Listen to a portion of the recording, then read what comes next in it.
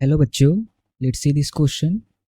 The question says a wire of length L and area of cross section A is stretched by a load. The elongation produced in the wire is L, small l. If Y be the Young's modulus of the material of the wire, then the force constant of the wire is, and we are given 4 options.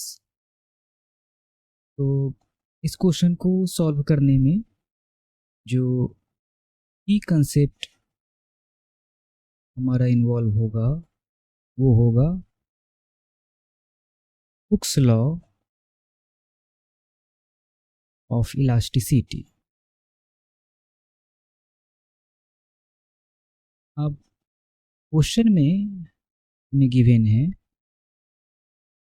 कि length of the wire is L,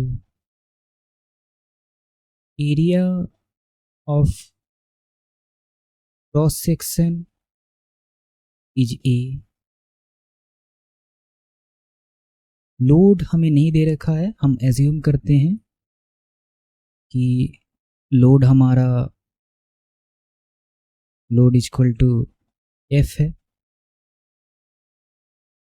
और जो elongation आ रहा है हमारे wire में इस load के कारण वो इलोंगेशन है स्मॉल l।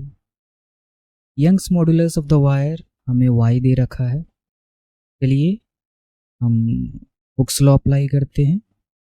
हुक्स लॉ कहता है कि stress is directly proportional to strain, और लॉन्गिट्यूडनल कंप्रेशन और एक्सटेंशन के केसेस में ये tensile stress is directly proportional to longitudinal strain, और जो कांस्टेंट ऑफ इक्वालिटी होता है वो होता है यंग्स मॉड्यूलस। तो tensile stress sigma is equal to y times epsilon.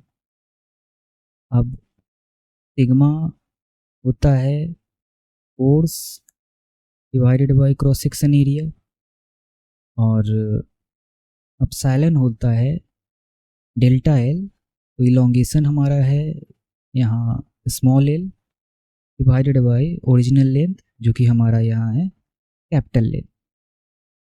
तो यहाँ से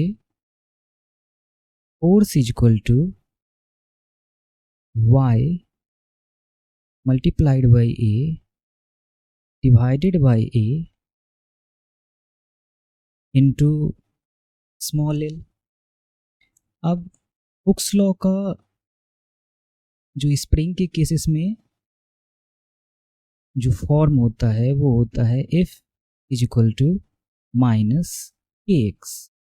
यहाँ माइनस हमें ये शो करता है फोर्स की डायरेक्शन, इस फोर्स की डायरेक्शन जो इस x की डायरेक्शन डिस्प्लेसमेंट की डायरेक्शन है उसके अपोजिट है। तो माइनस हम इग्नोर कर सकते हैं। तो इन दोनों इक्वेशन को कंपेयर करके हम फाइंड आउट करते हैं कि K की value force constant of the wire की वैल्यू हमारी हो जाती है YA डिवाइडेड बाय L। ये हमारा फाइनल आंसर होगा। ऑप्शन मैच कर लेते हैं। ये हमारा ऑप्शन नंबर B है। Hope you understood it well. Best of luck.